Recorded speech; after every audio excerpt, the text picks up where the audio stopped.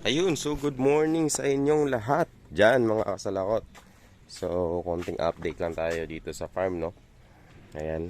So, again, ito po yung, ano yun, tubig. Ito yung mga cherry tomatoes natin. Ayan. Ito po yung mga pipino natin. So, sadly, nabawasan po sila. Kasi nga po, kung napapansin nyo, hindi ko pa po naayos yan. Sobrang lakas po ng ulan nung nakarang araw is naipon po yung tubig dito. Kasi ang medyo may mali po sa paglagay ng kahoy, no? Pero ayusin na lang po natin yan. Dapat ang paglagay po ng kahoy is pa ganyan. Nakaayon po doon sa slope. Ang kaso po, ang pagkalagay po ng kahoy is pa ganon. Ayan. So, fault ko rin naman po yun. Hindi ko din po na-instruct ng maayos doon sa karpentero. So, kaya po bumigay po yung ating mga na UV plastic. So, ang gagawin po dyan is lalagyan po natin ulit ng kahoy na paganon. Yan, para may support sa gitna. Tsaka lahat ng tubig pa. Tulad po nito, hindi po siya, ayun, may tubig pa rin. Pero ito, inipit ko lang po kasi yan eh. Ayan. So, ito, again, ito yung ating cherry tomatoes, no? Ayun, no? Wala po yung Dutch bucket system natin kung napapansin nyo. So, ang ginawa ko na lang po sa kanila is ganyan, medyo kratky style. So, ang nangyayari po dito is may tubig po na iiwan dyan hanggang dito na kaunti. So, ang problema lang po sa ganitong sistema na is magdidilig na po tayo ng nutrient solution, no? Tsaka matutuyuan po sila, mas mabilis po sila matuyuan kasi wala na pong continuous na na tubig. Okay. Tapos, ganoon din po sa pipino natin. Pwede naman natin ibalik yung bomba. So, I think ibabalik ko siya. Pero, yun nga po, wala ng table. So, baka i-drip and drain na lang natin. So, kung ano po yung drip and drain is, tutulo na lang po yung tubig. Patak-patak na lang po siya dito. Sobrang pinong patak lang. Tapos, tutulo na lang din po siya dito. Lalabas. Hindi na natin i-recycle yung ating tubig. Ang or nutrient solution.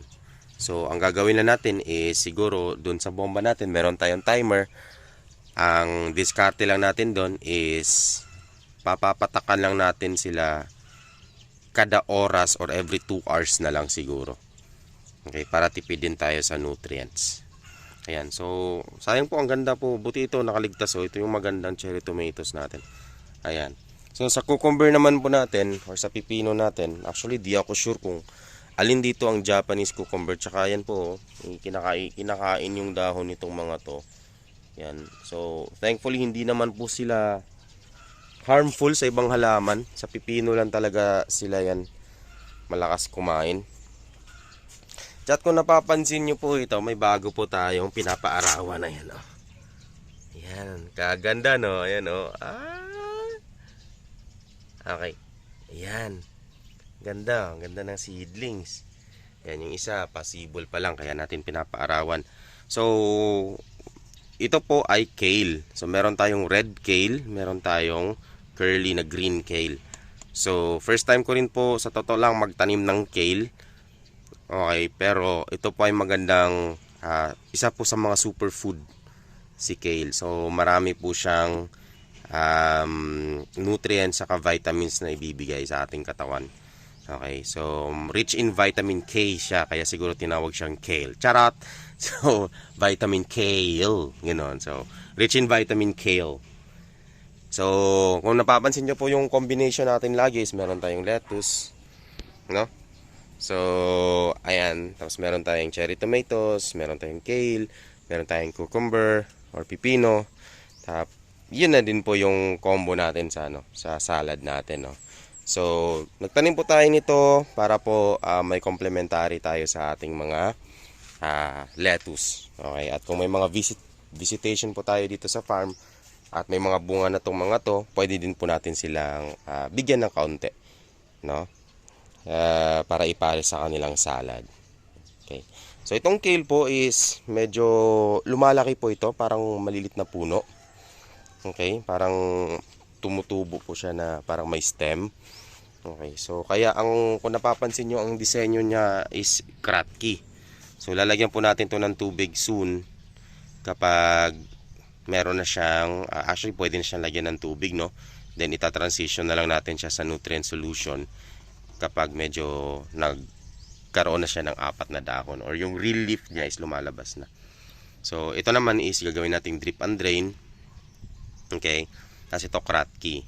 So sisimplihan ko na lang yung drip and drain natin. Magpapatakbo na lang po ako ng hose dito sa ating 4 na bucket. Ay 5 bucket. So update ko po kayo pagkatapos nun. Ayan. So yan na po yung update natin ngayon sa ating Dutch bucket. Nawala pero medyo umaliwala siya. Sa totoo lang yun nung nawala yung ating Dutch bucket. So andito yung tangke ng Dutch bucket natin. Andito pa yung timer. Hindi ko pa nga naligpit kasi ano.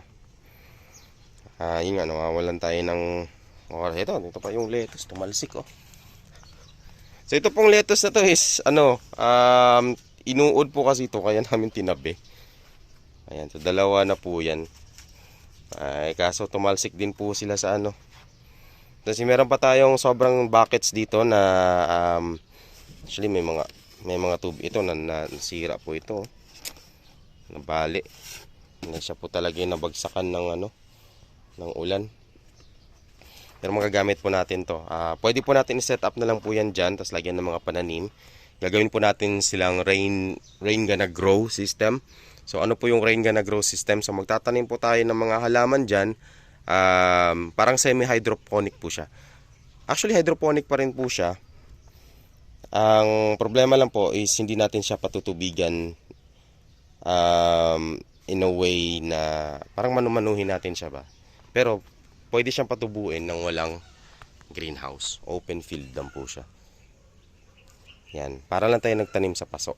So, ganun. Pero lalagyan pa rin natin sila ng nutrients. Siguro paunti-unti. So, mga ideal na mga tanim na pwede natin itanim dyan. Pwede pa rin tamatis. Pwede din kale. Talong, okra. Kahit ano. Pwede natin ilagay dyan. No? Ito po, may mga pipino pa tayong hindi na transplant. Ayan. Diyan na sila lumaki. So, ayun lang. So, actually excited po ako dito sa tamatis, no? Kale, tsaka ito, yung tatlong yan.